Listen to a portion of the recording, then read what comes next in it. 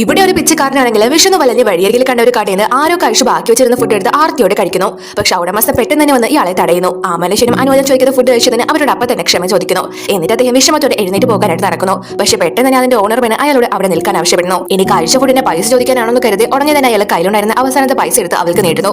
പക്ഷെ അവൾ അതൊന്നും വാങ്ങാതെ അദ്ദേഹത്തിന് നല്ല ഫ്രഷ് ആയിട്ടുള്ള ഫുഡ് കഴിക്കാൻ കൊടുക്കുന്നു. എന്നിട്ട് അവൾ അദ്ദേഹത്തോട് പറയും, മറ്റൊരാൾ കഴിച്ചു വെച്ച് ബാക്കിയായതുകൊണ്ടാണ് ഞാനത് എടുത്തു മാറ്റിയത്, നിങ്ങൾക്ക് ധൈര്യമായിട്ട് ഇവിടെ ഇരുന്ന് കഴിക്കാമെന്ന് പറയുന്നു. അദ്ദേഹവും അവളുടെ പെരുമാറ്റത്തിൽ വളരെയധികം ഹാപ്പി ആവുന്നു. അങ്ങനെ ഫുഡ് കഴിച്ചു കഴിയുമ്പോൾ അവൾ അദ്ദേഹത്തിന് തുടക്കാനായിട്ട് ഒരു ടിഷ്യൂ നൽകുന്നു. എന്നിട്ട് ആ ഒരു പെണ്ണ് അന്നത്തെ കച്ചവടം അവസാനിപ്പിച്ച് മക്കളെയും കൂട്ടി വീട്ടിലേക്ക് മടങ്ങുന്നു. അങ്ങനെ അവർ പോയി കഴിഞ്ഞ് ഈ മനുഷ്യൻ ആ ടിഷ്യൂ നോക്കുമ്പോൾ അതിലാണെങ്കിൽ ആ ഒരു പാവം പെണ്ണ് കുറച്ച് പൈസയും വെച്ചേക്കുന്നത് കാണുന്നു.